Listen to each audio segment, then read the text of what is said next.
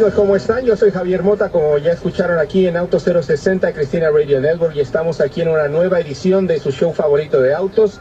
Y vamos a tener varias cosas muy interesantes para ofrecerles en este día. Una de ellas es para hablar sobre la terapia a la hora de comprar un auto nuevo. Vamos a hablar en unos minutos con el señor Philip Brick de Edmunds.com, que ya está ahí en la línea. Nos vamos a esperar un segundo. Y vamos a hablar también sobre los test drive que hicimos recientemente en Puerto Rico con el Mini Paceman y el Mini Cooper GT, dos autos espectaculares.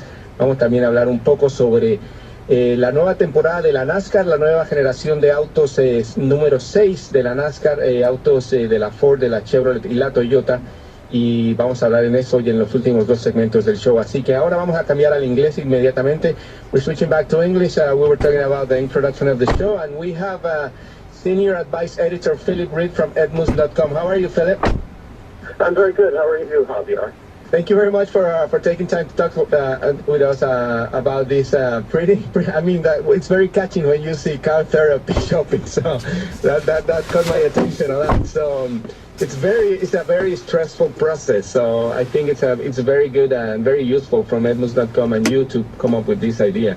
So what can you tell us about this thing? You have three main steps, right?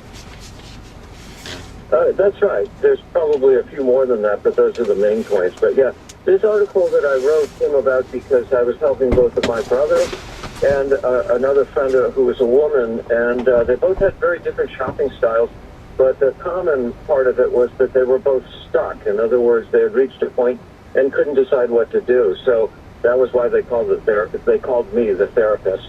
Yeah, that's pretty good. And I actually recently read that most consumers nowadays with internet and all the services that are around, they visit about 18 web pages. It might be from manufacturers, from the media, from Edmunds.com, and other services like that, when they're doing the process. And that's like an overwhelming amount of information. Sometimes it can be confusing.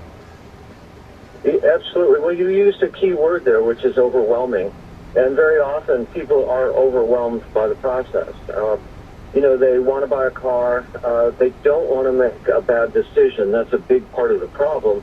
There's quite a bit of fear, and like any big decision, they don't know where to turn next. So the concept of the therapist is nice because, there's all kinds of information. As you pointed out, there's all kinds of web pages and things that people can visit.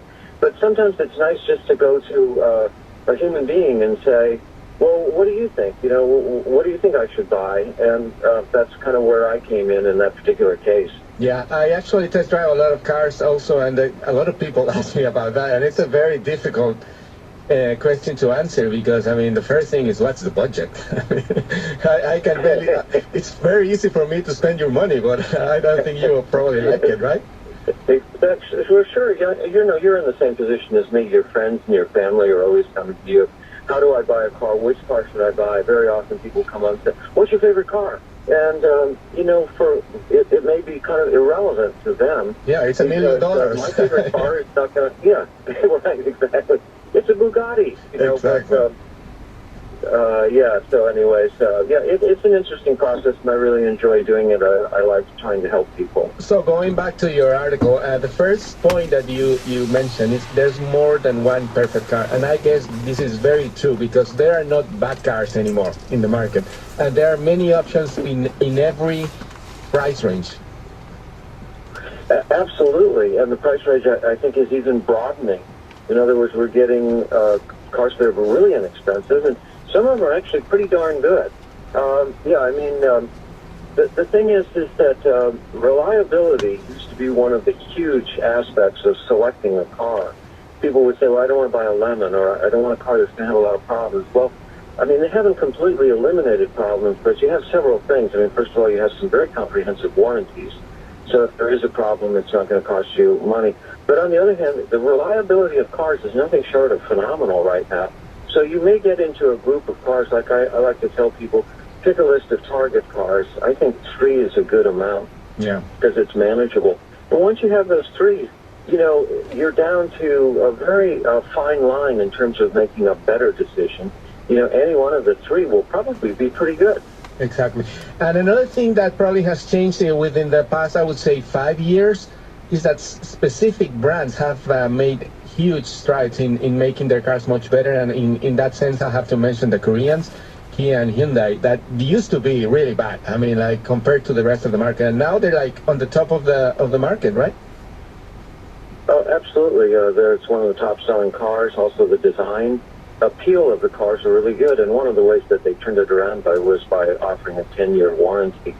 So, yes, occasionally people will say to us, well, those cars are junk, right? And it's like, well, you know what? The marketplace has changed. Exactly.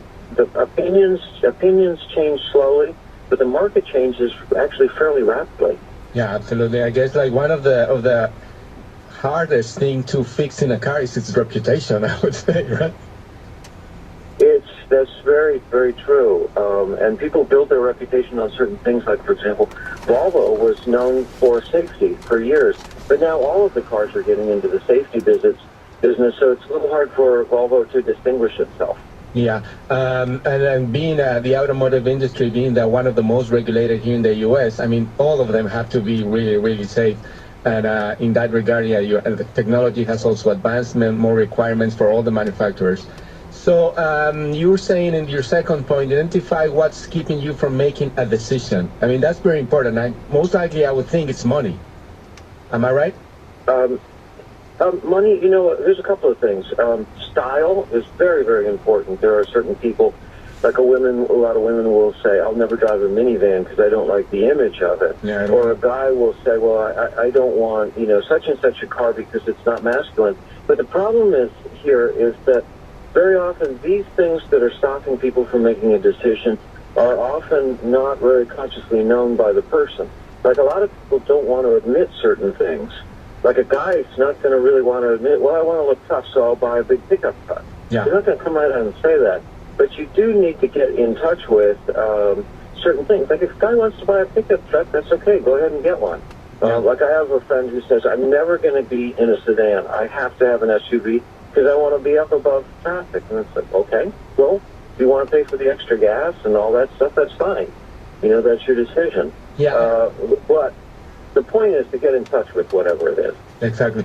And you have to take the cars for what they are. I think, for example, one of the examples that I always point out is the Hummer. When it was out there, it was the worst timing for that vehicle because Toyota was coming up with the Prius, and then GM was coming up with this huge car that was originally made from the military and was adapted for civil life. And that's what it was. I mean, I don't think there's anything wrong. I don't think I have never heard anybody complain about a V12 engine in a Rolls Royce, but they were criticizing the Hummer. Exactly. Yeah, that was really bad timing. Of course, the Hummer's no longer with us now, too, so that the marketplace kind of got rid of that car on its own. Yeah, but I mean, my point in here is you have to take the car for what it is. As you were saying, a pickup truck is going to cost you more. You're going to spend more money on gas. But if that's what you want, go ahead and do it, right? Yeah. Well, one of the things I do as a therapist, and I put therapist in quotes, is it's helping me. It's helping me. I'm telling you.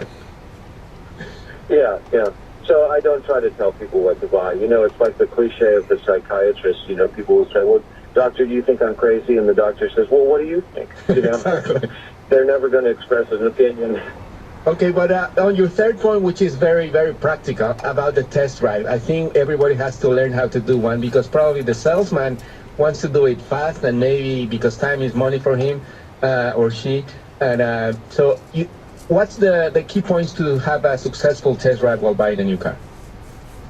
Yeah, well, a lot of people are afraid of the test drive. They're afraid of the car dealership, let's face it. There's a new way to enter a car dealership these days, and that is, and I told this to Barbara, the woman that I was working with. She said, I really like the Mini, but I don't know whether to buy it or not. And I said, how did you like it on the test drive? She said, well, I haven't driven it yet. So I said, well, what are we talking about? Exactly. So I said, call the internet department and schedule an appointment. They'll have the car pulled out, ready for you. You can even tell them on the phone, I'm not buying today, but I'll definitely give you my business if I decide that this is the car for me. So, it's a quick and easy way to get in and out of dealerships without having to deal with the conventional salesperson who's going to try to get you into the sales office immediately after the test drive. And really, the car salesmen say the feel of the wheel will seal the deal. but it will also seal the deal for the consumer, too, who's trying to sort out, do I want this car, car number 1, 2, or 3? Well, you know, the answer is drive them all and see which one you like. So it's very interesting and very useful, Philip. So thank you very much for that. We're about like 2 minutes away from the break here. Can you please tell us in like 1 minute about Edmunds.com and where can our audience can find more information about all the services that you provide? Edmunds.com we like to think of as a one-stop for car shoppers because we have vehicle reviews. Most importantly, we have vehicle pricing, and we have our true market value pricing, which is based on statistics of actual transactions in dealerships. So everything for car ownership is covered on Edmunds.com. Excellent. Well, thank you very much for your time and also for being responsible. You told me you were driving and you pulled out and you were talking on the phone on the side, being safe. So that's another good advice from you. Yes. Thank you very much for your time. Okay, always a pleasure. Hope to talk to you again soon. Sir, excellent. Thank you very much. Pues ahí tienen una información muy valiosa, espero que les haya servido tanto como a mí, porque a mí también me preguntan mucho qué auto comprar y francamente para mí, como les decía Philip, es muy fácil gastarme el dinero de otros y sin tener que preocuparme. Las respuestas cortas, digamos, hay muchos autos muy buenos, muchas variedades de modelos, de rangos de precios. No hay en realidad autos malos ya en el mercado cuando se está hablando de comprar un auto nuevo. Prácticamente las garantías ahora de 5 y de 10 años son cosas comunes, así que bueno, aprovechen sitios de información como Edmunds.com, donde pueden encontrar toda esa información, aunque esté en inglés, hay muy valiosa, porque la información muy valiosa porque son números, las cifras, el millaje, los precios, todo eso. Así que bueno, ahí tienen, agradecemos otra vez a Philip Reed de Edmunds.com por la entrevista. Y no se vayan, que cuando regresemos vamos a hacer, hablando de test drives, recientemente estuvimos en Puerto Rico probando los nuevos modelos de la Mini, 2 modelos nuevos. Uno es el Mini Paceman, que es el 7º modelo de esta marca inglesa manejada por el consorcio alemán BMW, que desde que regresó a Estados Unidos hace 11 años con un modelo, ahora ya tiene 7, y es el Mini Paceman 2013, y también tuvimos la oportunidad de manejar el nuevo Mini Cooper GT, una edición especial, 2000 modelos, 2000 unidades, 500 solo para Estados Unidos. Ya regresamos, esto es Auto 060 y yo soy Javier Mota.